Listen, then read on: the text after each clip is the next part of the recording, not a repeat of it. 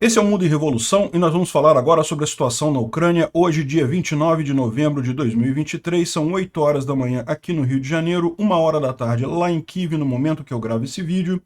E as consequências da tempestade ainda se fazem sentir. A Rússia perdeu boa parte da proteção que ela tinha aqui na Baía de Sevastopol, simplesmente levada pela grande tempestade que teve aqui há 2 dias atrás, né?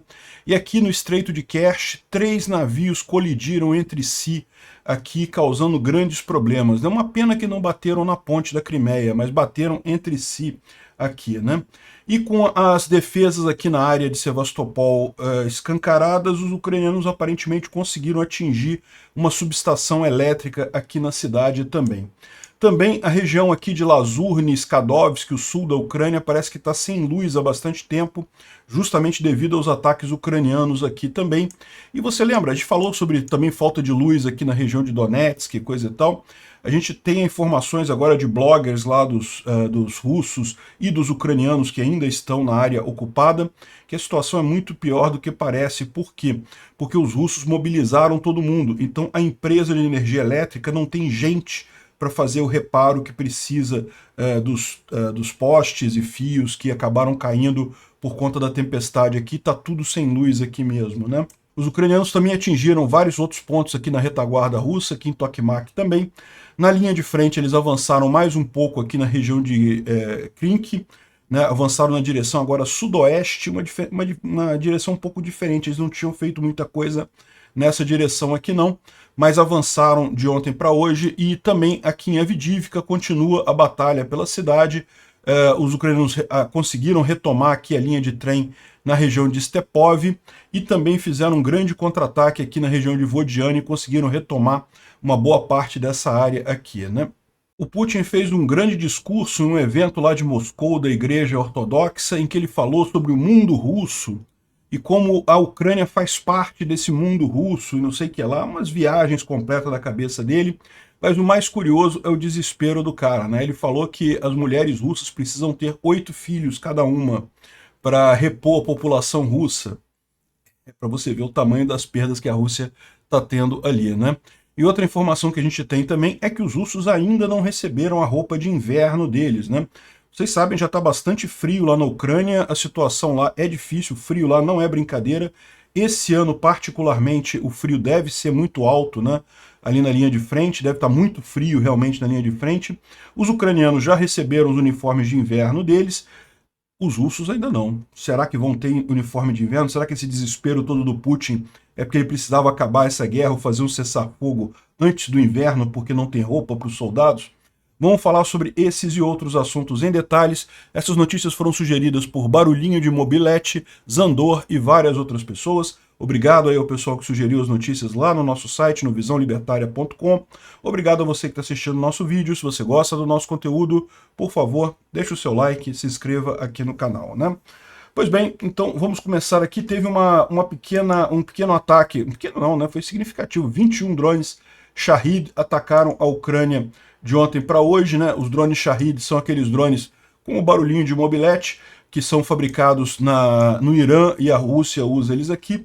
Eles foram todos derrubados, então não teve nenhum grande dano aqui na Ucrânia de ontem para hoje, mas houve esse ataque aqui com uma série de drones e também mísseis Ra-59. A Ucrânia derrubou 2 dos 3 que foram lançados, então um deles acabou atingindo o alvo, né? Agora, a Ucrânia respondeu também, né? Aproveitou que as defesas lá em Sevastopol estavam derrubadas, foram derrubadas por conta da tempestade e atingiu alguma coisa. Pelo tipo de barulho que tem, pelo tipo de imagem que aparece aqui, isso parece ser uma estação elétrica, né? A gente não sabe exatamente o que é aqui, mas a impressão que dá com esse brilho intermitente assim é estação elétrica, né? Não dá para ver explosões secundárias e coisa e tal. Mas a gente não sabe exatamente o que foi atingido ali em Sevastopol. Teve esse grande ataque ucraniano aqui, ó, partisãos ucranianos passaram a informação para os militares ucranianos de uma reunião de oficiais russos, colaboradores locais e o pessoal da polícia local ali na cidade de Yuvilini, na região de Kherson. Yuvilini fica em algum lugar por aqui, ó. Aqui, ó, Yuvilini, nessa região aqui Aqui estão aquelas dunas de Olesk, né? Ou seja, é bem aqui perto da linha de frente aqui dessa região, e os ucranianos, evidentemente, quando souberam que ia ter uma reunião de oficiais russos e colaboradores, né, aproveitaram e mandaram o cartão de visita para eles, né? Segundo as autoridades, 5 oficiais de alto escalão parecem foram mortos no ataque, e tem mais um monte de gente que foi ferida gravemente aqui, né? Então, excelente notícia, a destruição foi bem significativa mesmo. O prédio está bem destruído no final das contas, né? Aqui tem mais algumas imagens dele, mas acho que não tem nenhuma grande novidade aqui. Basicamente as mesmas imagens aqui. Tá aqui, ó, 5 tickets de primeira classe para o vilarejo Kobzonovo. Esse é uma gíria que eles chamam, que eles usam para morreu, né? E 3 outros estão na linha de espera, ou seja, estão feridos lá no hospital. Então, excelente notícia do ataque ucraniano aqui na região de Kherson, né? Teve também ataque em Skadovsk, tá? Teve mais ataque em Skadovsk, mas aqui, ó, em Tokmak também os ucranianos atingiram essa região aqui. Os russos dizem que era um hospital militar. O hospital militar, em tese, não poderia ser atingido, mas os ucranianos estão dizendo que não, que isso aqui era só uma acomodação de soldados que tinha na região, né? Então aqui, ó, aqui haveria um hospital militar de russos nessa região aqui, mas, segundo os ucranianos, isso daqui era só alojamento de russos, e eles atingiram a região aqui, né? Realmente, se você olhar isso aqui, não dá para ver muita coisa hospitalar nisso aqui não, né? Tem aquecedor aqui, não dá para ver nada muito hospitalar nessa coisa aqui, mas enfim, né? Não sabemos. O fato de ter uma placa dizendo que era um hospital não quer dizer nada. Isso era um hospital na época da Ucrânia, tá? A bandeirinha da Ucrânia, que agora isso foi tomado pelos russos, sabe lá o que estava sendo usado isso daqui, né? Teve também aqui, ó, no distrito de Leninsky, lá em Donetsk, que também os ucranianos atingiram um grupamento de tropas russas aqui na região. Ontem, né, 28/11/2023, aqui está o rapaz da plaquinha documentando as perdas aqui. É bom que avisa pra gente que foi um sucesso o ataque. Teve ataque também em Mariupol, ou seja, foi bastante agitado o dia entre ontem e hoje, né? Os ucranianos usaram um S-200, mísseis S-200 modificados. Os mísseis S-200 são mísseis antiaéreos bem antigos, da época da União Soviética, mas os ucranianos modernizaram esses mísseis. Eles colocaram guia via GPS e um monte de melhorias, de forma que agora esses mísseis estão muito mais capazes do que eram no passado, e a grande vantagem é que a Ucrânia tem um grande número deles desde a época soviética, então é só uma questão de modernizando, tem um monte para usar aqui. Aqui, a informação que tem aqui, ó, que isso aqui foi liberado pelos russos, né? Os mísseis foram derrubados no ar. A defesa antiaérea russa derrubou os mísseis. Mas é lógico, eles nunca mostram as imagens daqueles que não foram derrubados, né? Bom, também teve um ataque ucraniano aqui na ferrovia em Brilivka, interrompeu o tráfego aqui, quebrando o trilho aqui do trem aqui em Brilivka. Nessa região aqui é onde tem a linha férrea passando por aqui, ó. Brilivka fica aqui, tem linhas férreas passando aqui, essa linha aqui que passa, que vem aqui da Crimeia e vai em direção a Kherson, né? Essa linha marrom aqui é uma linha férrea e justamente aqui ela foi explodida, né? Esse tipo de coisa aqui é relativamente rápido de consertar, mas até consertar, até botar o negócio lá e coisa e tal, né? A coisa fica interrompido o trânsito de coisas aqui, né? E o pessoal tá botando aqui o aviso de silêncio, não avisa não, não fala não, pô, deixa o pessoal ficar sem saber dos ataques ucranianos aqui, né? Bom, tá todo mundo esperando que os ucranianos vão fazer algum ataque aqui em Kherson, né? A gente não sabe quando. Eu acredito que vai ser mais quando o inverno tiver mais frio, lá para o início do ano que vem, né? Mas enfim, uma outra boa notícia, um dos principais generais russos, o major-general Vladimir Zavadsky, acabou de ser morto lá, segundo estão dizendo, ele pisou numa mina, ali na região de Kherson mesmo. Não sabemos se realmente é verdade, qual foi a condição que ele morreu, se foi uma mina ucraniana, se foi uma mina russa, se foi os ucranianos em algum desses ataques de HIMARS que fizeram aí, pegaram o cara, e aí para não dizer que foi pego no HIMARS, disseram que ele pisou numa mina e morreu, mas o cara morreu, né? Foi avisaram aqui, no dia 28 de novembro, o major-general Vladimir Vasilevich Zavadsky morreu, ele era o comandante era o vice-comandante do 14º Corpo do Exército Russo lá, né? Então, é um dos principais comandantes lá dessa guerra aí. Não é o topo do topo, mas é um dos principais generais que estão nessa guerra. Foi já prestar conta. Que bom isso, né? Bom, falando sobre a linha de frente aqui em Krink, né? Krink, nessa região aqui de Kherson. Vocês têm acompanhado, os ucranianos estão na cidade de Krink aqui, tentando estabelecer uma ponte firme aqui sobre o rio Dnipro, preparando para uma ação mais coordenada aqui. Não é o único lugar, também estão aqui em Pichanivka, Poima, Oleshk e Rola Pristan mais aqui embaixo, então são várias cabeças de ponte significativas aqui, mas a de Krink é a que mais tem incomodado os russos. Por quê? Porque eles estão muito perto de cortar a M14, né? Eles já estão nessa mata aqui a sudoeste de Krink e estão perto de cortar a M14, e daí isso poderia ser muito ruim para os russos. Se você olhar essa estrada aqui, ó, a M14 é a que liga Melitopol a essa região aqui de Kherson. Se essa estrada for cortada aqui, todos esses vilarejos que ficam para cá vão ter dificuldade de abastecimento. Eles podem ser abastecidos pela M17, que vem aqui da Crimeia, mas a principal fonte de suprimento, né, de logística dos russos é a partir de Melitopol. Então estariam muito prejudicados com isso daqui, né? E os ucranianos conseguiram então avançar mais um pouquinho. Os russos dizem aqui que tem muitas perdas, o inimigo está nos destruindo e o comando não responde. E está aqui a discussão dos russos, né? Essa aqui é a tradução em inglês, né? Esse aqui é o original em russo.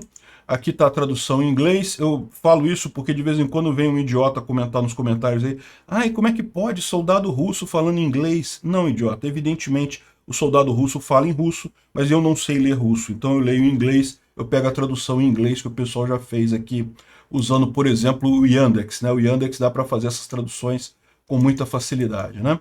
Então tá aqui, ó. No momento tudo parece como que o inimigo está simplesmente nos enganando para nós entrarmos debaixo de artilharia deles. Então a gente, isso com pequenos grupos que são colocados na nossa margem, né? O que ele chama de nossa margem aqui é a margem esquerda do Dnipro. Nós mandamos vários esquadrões de assalto que acabam caindo sob fogo inimigo, de artilharia, fogo de tanque, ataques de drones kamikazes e combate de armas pequenas. Essa é a única maneira que eu consigo explicar por que nós não conseguimos tomar esse pedaço de terra que já faz um mês, todo dia mandamos mais e mais grupos de soldados e nem todos voltam. Em adição a tudo mais, existem várias formações operando no nosso setor que fazem as tarefas designadas, cada uma do seu jeito, sem coordenação das ações com seus vizinhos. Tudo isso leva a uma grandes perdas do Exército Vermelho. Quem dera que fosse o Exército Vermelho, meu amigo. É Exército Russo mesmo. A maioria ferido, mas muitos mortos também. Eu não espero que o comando me ouça. Eu simplesmente estou dizendo a minha opinião, que coincide com a opinião de oficiais do Exército Vermelho. De novo, não é Exército Vermelho, é Exército Russo. Que nesse momento deveria se mudar as táticas e não fazer mais esses ataques desse jeito, deixando o pessoal lá no campo de batalha todo dia. Ao contrário, devíamos convidar o adversário a tentar quebrar as nossas defesas e nós usarmos artilharias contra eles, né? Ou seja, o que eles estão dizendo aqui é que não está funcionando essa tática russa de tentar atacar os ucranianos ali em Krink. Quem sabe dando a impressão que estão fracos, os ucranianos atacam os russos e aí fazem o contrário, né? Os russos matam os ucranianos. Mas não acredito que isso vai acontecer tão cedo não, né? Aqui está um grupamento de russos aqui lá no Dnipro, e falando que nós bebemos águas do Dnipro, não existe fogo na cobertura de morteiro, tem muitas perdas, nada para comer, nenhuma remédio, e nossas esposas estão grávidas. O Teplinsky é um cookhold, né? Já virou gíria aqui no Brasil também isso, né? E suas tropas também, né? Eu dei uma lida aqui, não tem nada de interessante nesse coisa. É só os caras reclamando pra caramba, que estão na merda, que os russos estão mandando eles irem para as ilhas, né? Os comandantes russos mandam os soldados russos irem para as ilhas ali no Dnipro e não tem nada lá, eles têm que beber água do próprio rio Dnipro e não sei o que é lá. Enfim, estão chorando aqui as pitangas deles. Esses aqui são russos reclamando também, que estão comendo ali também na região de Kherson, Eles são os 7 últimos que sobraram de um grupo de 86 soldados que foi mandado para aquela região ali. E eles estão aqui batendo papo, comendo, bebendo álcool puro, né? Porque não tem outra bebida para eles lá. Então, dá para ver que o pessoal aí já é o pessoal da meia-idade, já um pessoal mais velho ali, que foi que sobrou na companhia inteira aqui, 86 soldados, acabou que sobrou só 7, né? E o engraçado é o badge deles aqui, que é justamente um velhinho com uma bengala levantando assim, né? O pessoal sacaneando aqui. O cara falou, esse pet eu quero, esse pet aqui ia ser legal de ter de lembrança no final da guerra, né? Bom, e por falar aqui em Krink, os ucranianos continuam avançando aqui na floresta a sudoeste aqui do vilarejo. Agora, o que os russos estão falando é que eles estão caminhando em direção a sudoeste. Ou seja, aqui, essa direção que eles estão caminhando aqui é a direção de sudeste, né? É curioso isso. Por que eles viriam aqui para sudoeste, para essa direção aqui, né? Talvez para justamente evitar a área de floresta dos russos? Não faz muito sentido isso. Enfim, os ucranianos avançaram mais 1 quilômetro dentro da floresta, ali dentro de Krink, no Oblast de Kherson. Está aqui o aviso. Isso aqui é do dia de hoje, tá? 29/11. Um comunicado aqui, um aviso da linha de frente do dia 29/11. Na região de Kherson, Crimeia, né? Os ucranianos atacaram na floresta a sudoeste do vilarejo e tiveram sucesso parcial. Ou seja, conseguiram avançar, né? Quando vocês falam sucesso parcial, é porque o sucesso foi total, no final das contas. Não é possível dizer que, nas palavras de Gorky, a loucura dos bravos, nós cantamos uma canção, mas o requiem do Mozart, nesse caso, não seria excluído. O que ele está falando aqui é que tudo bem que ele admira a coragem dos ucranianos de avançar ali na região, mas que ele acha que os ucranianos vão morrer todos porque as forças dos ucranianos nessa área são muito limitados e as forças da Federação Russa, ao contrário, conseguiram juntar um punho muito forte ali e também muitas armas de longo alcance estão trabalhando nas posições ucranianas ali na região. Aí fala todas as cidades que tem ali. E também a artilharia da Ucrânia também atingiu as forças da Federação Russa em Skadovsk. Então, como eu falei para vocês, Skadovsk, essa cidade aqui, não está marcado aqui ainda que houve ataque aqui, né? A gente teve um ataque aqui ontem, mas o pessoal está falando que hoje, dia 29 de 11, né, 29 de novembro, houve mais um ataque ucraniano aqui a Skadovsk, né? Outro ponto da linha de frente que houve avanço ucraniano foi justamente ali ao norte de Vodiane, na região ali de Avdiivka, né? A gente já tinha falado ontem que os russos tiveram problemas aqui em Avdiivka. A outra linha de frente aqui, outro ponto que está muito quente aqui da linha de frente. Veja, é lógico, está tendo batalha em toda a linha de frente, tá, gente? Isso não para, não. Mas evidentemente que nesse momento, com muita lama, muito frio por lá, o pessoal está meio devagar. Os pontos que estão tendo realmente assunto é Krink e Avdiivka, né? Então, ontem a gente mostrou para vocês um grande comboio russo que teria tentado avançar aqui a partir de Vodiane em direção a Siverne, né, Tonenki, aqui nessa região, e não conseguiu. Os ucranianos destruíram o comboio todo e aparentemente eles aproveitaram e fizeram um contra-ataque aqui também, retomaram parte das posições que estavam aqui nessa região dominada pelos russos, né? Aqui a gente tem o mapa do Poulet Volant sobre as informações aqui no último dia. Não tem nenhuma grande novidade, dá para ver, não mudou nada aqui na região próxima de Toretsk e Orlivka.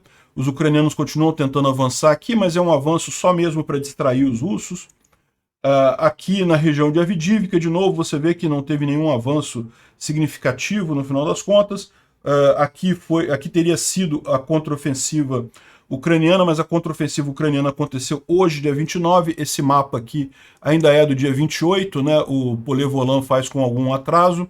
Então aqui de Avdiivka é de ontem às 8h37 da manhã. Então de lá para cá já teria alguma alteração. Vamos ver se no mapa de amanhã aparece isso, né? E ele fez também aqui uma visão mais detalhada da região de Avdiivka. Então aqui os prédios altos de Avdiivka aqui. Segundo ele, os russos tomaram uma pequena área, 0,02 quilômetros aqui, dentro daquela área industrial que eles vêm tomando aqui na região. Vocês sabem, essa região aqui os ucranianos abandonaram de propósito, justamente porque é uma região que não oferece apoio, não oferece lugares para se esconder significativos. Essa área industrial aqui já foi toda nivelada no chão, está tudo no zero. Então os russos entraram aqui, estão tomando bombardeio de tudo quanto é lado dos ucranianos, estão se ferrando nessa área aqui, bonito de ver. E aqui mostra também a região mais acima, que ainda é dominada pelos ucranianos, aqui é a fábrica de coque, né, em Avdiivka. Os russos não tiveram nenhum avanço aqui nessa região. Isso daqui foi um pequeno avanço aqui na região de Staromayorsk aqui, mas também nada significativo aqui, né? Pequeno avanço aqui. Isso é o que o Poulet-Volant trouxe de mudança para a gente. Olha só, curioso que ele fez aqui também umas cartas em 3D, né, da região ali de Avdiivka, mostrando justamente o vetor de ataque russo aqui nessa região, a partir do Terricon aqui, daquela montanha de rejeitos, vindo em direção à fábrica de coque. E a ideia aqui é mostrar justamente como é que é uma tarefa ingrata que os russos vão ter aqui. Porque é praticamente uma cidade, né? Tem um monte de lugares aqui em que os ucranianos podem se esconder, podem criar ninhos de metralhadora, podem fazer postos de observação, né? Realmente impressionante aqui. Para quem quer entender o mapa, essa linha amarela aqui é a linha do domínio dos ucranianos, a linha vermelha é a linha do domínio dos russos. Eles já dominaram aqui essas florestas aqui próximo da linha de trem. O espaço entre eles é a zona de ninguém, né? A zona No Man's Land. E aqui, então, é que está acontecendo esse principal vetor. Eles estão tentando avançar também aqui na cidade de Stepov, mas aqui já falharam, os ucranianos já expulsaram eles daqui também, né? Muito bacana realmente esse modelo em 3D aqui da região. Bom, agora uma coisa curiosa, né? As defesas russas em torno de Sevastopol acabaram sendo mostradas, né? Por conta da tempestade, né? Os russos têm usado isso daqui, tá vendo essa interferência aqui? Isso é justamente um sistema de guerra eletrônico russo que impede que o satélite consiga ver a bacia de Sevastopol e ver onde estão os navios aqui, né? Os russos têm usado isso justamente para impedir ataques à frota do Mar Negro, o medo deles, né? Eles sabem que os ucranianos conseguem destruir com muita facilidade isso, né? E o que aconteceu aqui, né? O que aconteceu foi justamente que com a tempestade, né? A tempestade deve ter tornado alguma parte desses sistemas, deve ter tirado de operação algum desses sistemas, de forma que passou a ser visível aqui a bacia de Sevastopol.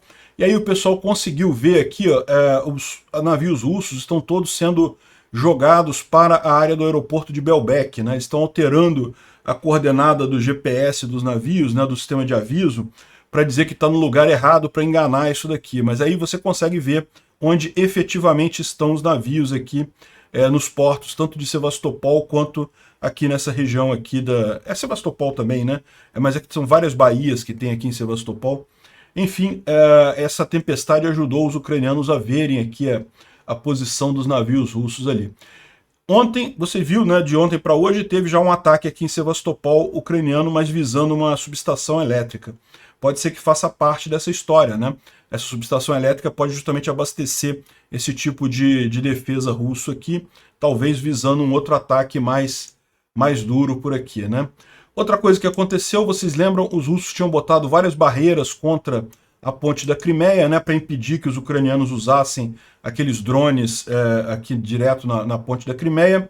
E o que aconteceu com a chuva, com a tempestade, sumiu tudo, meu. Carregou as barreiras todas, não tem mais barreira nenhuma ali na região. Os russos vão ter que fazer tudo de novo agora se quiserem fazer as barreiras, né? Eles estão falando aqui que foi tudo varrido com a tempestade. Bom, e não só ali na ponte da Crimeia, mas também na entrada do porto de Sevastopol, eles botam um monte de barreiras aqui, de redes, de não sei o que lá, justamente para evitar que os drones marinhos ucranianos entrem dentro do porto de Sevastopol, né? E aqui, depois da tempestade, as barreiras todas foram tiradas do lugar, deve estar cheio de buraco. Dizem até que os golfinhos, né, aqui, os golfinhos da Rússia, dizem que eles têm golfinhos treinados para identificar mergulhadores, esse tipo de coisa, e aparentemente o dolfinário que tem ali foi todo varrido, os golfinhos foram todos liberados aí no mar, né? E também ali, voltando ali para a parte da ponte da Crimeia, no Estreito da Crimeia houve colisão de 3 navios aqui, ó. Aqui tem o texto traduzido, acidente marinho massivo nas águas do Estreito de Kerch. O Estreito de Kerch é o Estreito da Crimeia. 3 navios colidiram uns com os outros durante a grande tempestade, junto, né? Ondas gigantes acabaram jogando os três navios num grupo só. Os navios são o marinheiro Shevchenko, marinheiro Pozinish e Kavkaz 5. Foram os 3 navios que colidiram. É, né? Uma pena que não colidiram com a ponte da Crimeia. Podiam ter colidido com a ponte da Crimeia, seria mais bacana. Mas já, aparentemente, pelo nome dos navios, é tudo navio russo. Então, ótimo, já é navio, não é navio militar, navio civil, mas tudo navio russo. Então, excelente, aí, mais prejuízo para os russos. Bom, e de ontem para hoje teve mais um grande número de mortos russos ali, certamente de novo, devido àquele saliente ali em Avdiivka, né, como a gente falou. Aqui nessa região industrial, aqui ao sul de Avdiivka, os russos entraram aqui, estão querendo avançar mais, chegar na floresta aqui, que é a única chance deles. Aqui na cidade, aqui não tem mais nada, nenhum prédio de pé, então eles não têm mais onde se esconder, aí estão tentando chegar nessa floresta aqui. Aqui eles teriam pelo menos algum abrigo, né? E os ucranianos estão aproveitando, que eles estão aqui nessa floresta daqui, estão nessa floresta daqui, aí estão destruindo os russos completamente aqui. Por isso, esse mais 1.140 russos mortos de ontem para hoje, né? Realmente um número significativo. Aqui, ó, segundo o pessoal, é o maior número de mortos russos, né, em novembro desse ano. Só perde para o mês de fevereiro, que foi justamente os primeiros dias da invasão russa, em que também morreram muitos russos.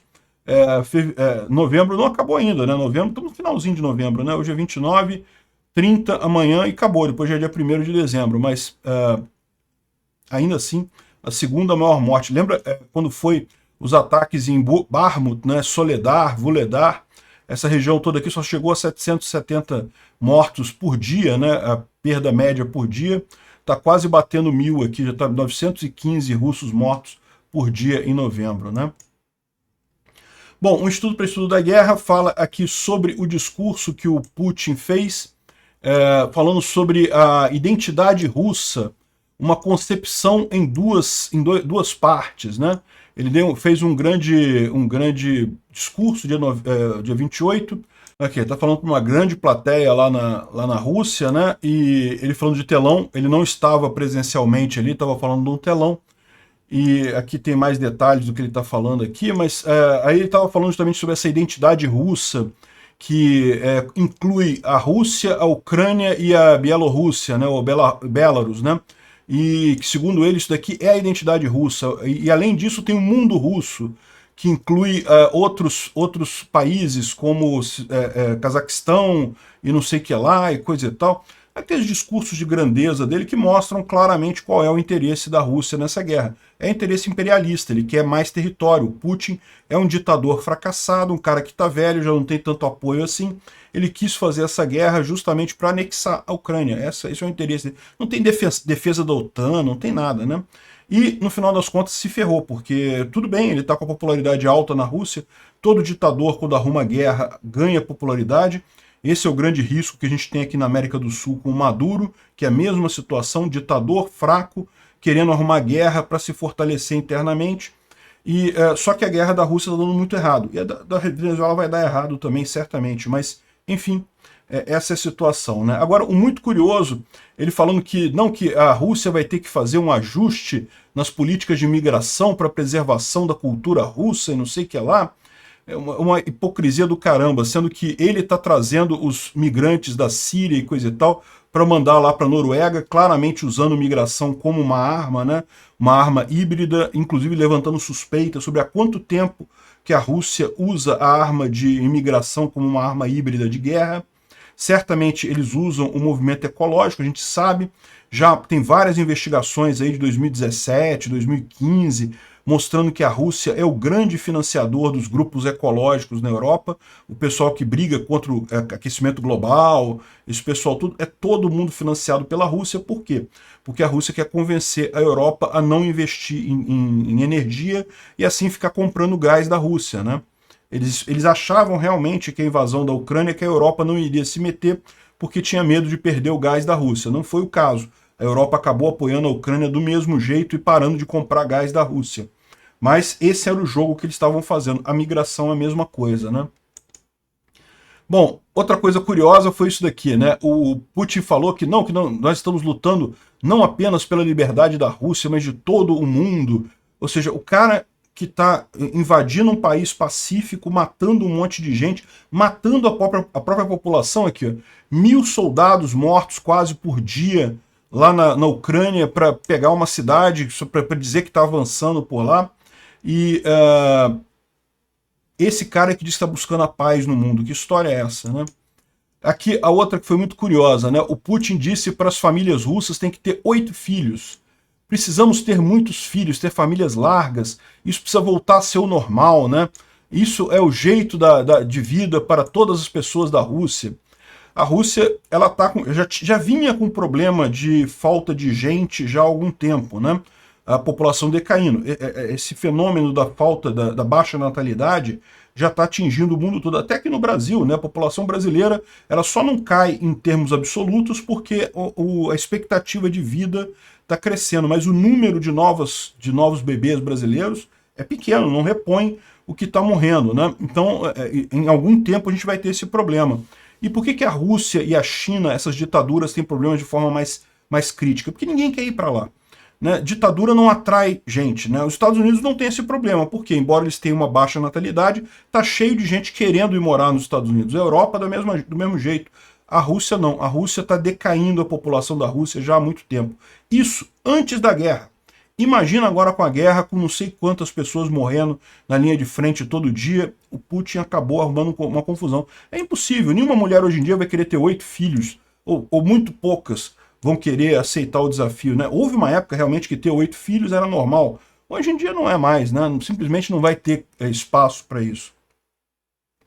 Bom, a Rússia comprometeu o orçamento do ano que vem, com 40% do orçamento do ano que vem vai ser para fazer a guerra do Putin. Né? Isso é assustador. É realmente um investimento muito grande, né? O que mostra a importância do Ocidente continuar com as sanções. Agora foram definidas mais sanções contra diamantes russos, né? E tem que ser reforçadas as sanções porque enquanto o Putin tiver dinheiro, ele vai conseguir manter essa guerra dele, né? Um absurdo isso. Aqui, ó, a Rússia está ameaçando agora deslocar tropas para a fronteira da Finlândia, porque a Finlândia fechou a fronteira, justamente porque a Rússia estava usando imigração como arma, estava expulsando, trazendo gente lá da Síria e querendo despejar na Finlândia, né? Isso a gente tem certeza que eles estavam fazendo como arma híbrida, justamente para fortalecer os partidos de direita na Finlândia e tentar causar problemas por ali. Agora, a grande dúvida que fica é, será que eles já não faziam isso antes? Será que essas últimas décadas que teve várias ondas de imigração ali para a Europa, será que uma parte disso não foi também guerra híbrida russa, né? Porque o curioso é isso, não são grupos de pessoas que vão de forma voluntária tentar entrar no país, parece a coisa organizada mesmo. O pessoal bota em ônibus e leva para lá, como ali em Lampedusa, um monte de barco levando o pessoal da Tunísia para a Europa. Que coisa estranha isso, né? Será que não tinha alguém organizando esse negócio? Era a Rússia? Não sei. Mas que tinha alguém organizando essa coisa, tem. Outra coisa curiosa é isso daqui. O pessoal do exército russo está falando na terceira guerra da Chechênia. A gente falou sobre isso alguns dias atrás, né? Que o blogger militar, o 13th, né, o 13º, ele tinha sido atacado por tropas do Akhmat, que é o batalhão checheno, né? Por quê? Russo, preconceituoso pra caramba, racista pra caramba, criticou o pessoal da Chechênia porque eram muçulmanos, né? E aqui tem um outro rapaz falando aqui, ó, olha só, parte dessa operação militar especial, o Akhmat aparentemente não tem outras tarefas agora que me ameaçar. Ou seja, esse aqui deve ser o 13th, né? Deve ser o 13º. Seria melhor se eles fossem se ferrar em alguma batalha, né? Como estão tentando ameaçar os meus pais, né? E escrevendo um monte de besteira sobre mim e coisa e tal. Bem, vamos chegar aos negócios agora. O que eu quero dizer com negócios? Tudo está se movendo rapidamente em direção a uma terceira guerra da Chechênia. E se ninguém percebe isso, então aparentemente eu estou descobrindo a América. Porque aparentemente ninguém quer mais viver pacificamente de forma amigável. Ameaças de todos os tipos, né? Represálias, todos esses truques incompreensíveis e coisa e tal. Bem, isso é insano. Só aguardem. Em minha opinião, depois de Beslan, muitos deveriam ter sido destruídos, deveriam ter sido mortos, né? Por ser um evento. Beslan é uma cidade lá na Chechênia. Mas não, hoje eles continuam ativamente trabalhando e agora dizem que são amigos, né? Ou seja, o cara está realmente ameaçando aqui. Se vai ter guerra da Chechênia ou não, não sei. Mas que está tendo uma briga grande ali no exército russo entre os chechenos e o resto do exército russo, está, né? Nessa região de Donetsk, aqui ocupada pelos russos, né? Os ucranianos atingiram algumas redes de distribuição, usinas termoelétricas e coisa e tal, em represália ao ataque que os russos fizeram há uns dias atrás, né? E ficou uma parte da cidade sem luz. E para piorar, logo depois veio a tempestade ali, né? Então aqui ó, o pessoal está trazendo algumas mensagens trocadas lá, ó. A coisa toda é simples. Toda a equipe já era pequena. Agora o pessoal está na mobilização, ou seja, eles mobilizaram a equipe das empresas de energia elétrica ali, né? Que está lá na Grande Rússia. E agora tem um máximo de 3 eletricistas e um mecânico no turno. E como é que a gente vai conseguir manter essa coisa funcionando com 3 eletricistas e um mecânico só, né? Mobilização e mais especialistas que foram não se sabe aonde. A situação é a mesma na LPR. A LPR é a, entre aspas, República Separatista de Luhansk, né? Ou seja, ele está dizendo que não é só aqui em Donetsk, também aqui em Luhansk, também eles estão com problemas de falta de pessoal especializado. Na hora de subir em poste, de resolver o problema, eles não conseguem fazer porque não tem gente para resolver isso, né? Aqui mais mensagem. Bom, eu trabalho como eletricista na OVB, deve ser uma empresa lá que faz manutenção, e a situação é que não tem ninguém para trabalhar. Não tem equipamento, não tem salário. E ele fala aqui que tem um chefe dele que está em Petrovka, uma cidade lá em Donetsk, né, um chefe engenheiro, e apenas só sobraram esses. Se necessário, eles até podem subir em torres para desligar alguma coisa. E aí o cara fala aqui, não, eu também faço algum do trabalho eu mesmo, porque eu sei como fazer um pouco mais, e está uma completa falha em tudo quanto é lugar, né? Ou seja, o problema da energia lá está sério. Aqui uma reunião aqui da administração da Rússia chegou lá em Donetsk, né? O pessoal russo para fazer uma coisa sobre a situação crítica da provisão de energia elétrica e aquecimento lá em Donetsk, né? Ou seja, o problema, estão tentando resolver o problema aqui, mas o grande problema é esse, né? Os russos mobilizaram todo mundo ali da região. Qualquer pessoa que pudesse lutar foi colocada para lutar. Resultado, não tem ninguém para consertar a rede elétrica. Agora no inverno, com frio ali, isso vai ser um problema para o pessoal. Aqui, ó, esse aqui é Sevastopol. Olha só a tempestade como jogou pedra dentro da cidade, né? Jogou pedras enormes aqui, para você ver a força que foi essa tempestade aqui, né? No porto de Sevastopol. A Ucrânia, por falar em Sevastopol, a Ucrânia está falando em renomear os nomes de cidades, né, em Sevastopol, na península da Crimeia inteira, para a linguagem tatar, né? Ou seja, os tatar que são o povo originário ali da Crimeia, né? A maior parte deles foi expulso pelos russos, levado lá para o interior da União Soviética na época, mas os ucranianos querem agora reforçar a presença tatar, usando novamente os nomes originários aqui na Península da Crimeia. Acho uma boa ideia isso, acho bacana. E estão falando também em adotar o alfabeto latino. Uma coisa interessante, né? Porque na verdade a maior parte dos ucranianos, isso eu percebi lá, todo mundo sabe ler tanto em caractere ucraniano, o caractere cirílico, né? E também em caractere latino. Todos os nomes têm equivalência em caractere latino. Por que não usar o latino de uma vez, né? Já que vão se integrar com a Europa, é muito mais fácil de fazer comunicação. Isto é, fala aqui da tempestade de neve, né, que deixou 10 mortos na Ucrânia. Curiosamente, eles não falam da tempestade no Mar Negro, que destruiu muito mais coisa na Rússia, né? Mas enfim, falam só o lado do dano na Ucrânia. Mas de fato foi, eu falei para vocês aqui, que se por um lado a tempestade no Mar Negro afetou muito mais os russos do que os ucranianos, a tempestade de neve foi para todo mundo, né? E acabou deixando Odessa quase isolada lá, com muita neve, coisa e tal.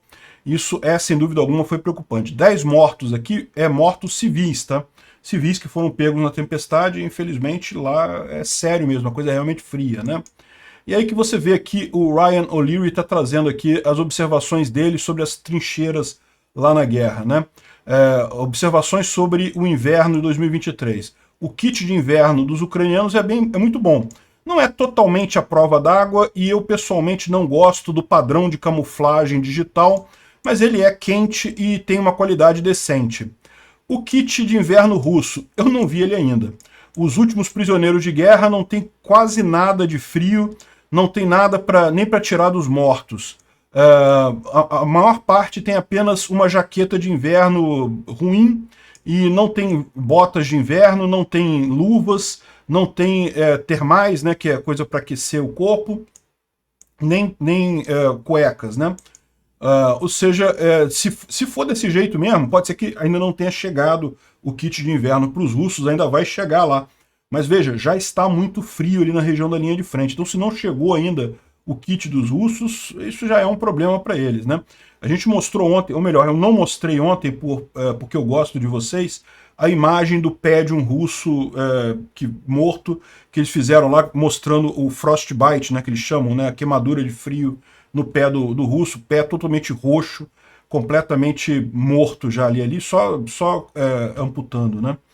Bom, vai ter um monte de dedos do pé e pés perdidos nesse inverno de frostbite, né?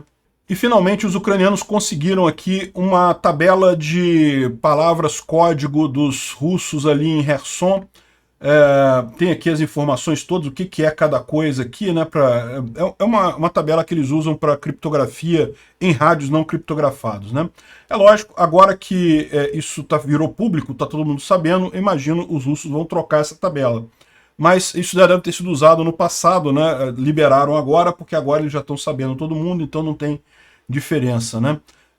Morto em batalha é poeira, ferido em batalha é areia, o pessoal que desertou, mofo, soldado é lápis e por aí vai, né? Tem um monte de traduções aqui, ó. 9 é 19, 8 é 13, 7 é 11, enfim, tem uma tabela aqui para você conseguir traduzir as coisas, né? Obrigado por assistir o vídeo até o final. Se gostou do conteúdo, não esqueça de deixar o seu like, isso ajuda o canal a crescer e a chegar para mais gente. Se não gostou, deixe o dislike e explique nos comentários como podemos melhorar. Comente também sugestões de temas que podemos trazer por aqui. Comentários insultuosos ou defendendo ditaduras e criminosos de guerra serão sumariamente bloqueados. Agradeço a compreensão. Se ainda não é inscrito no canal, considere se inscrever clicando no botão inscrever-se abaixo e marcando a campainha para todos os avisos. Se quiser ajudar o canal, veja no nosso site como você pode fazer isso.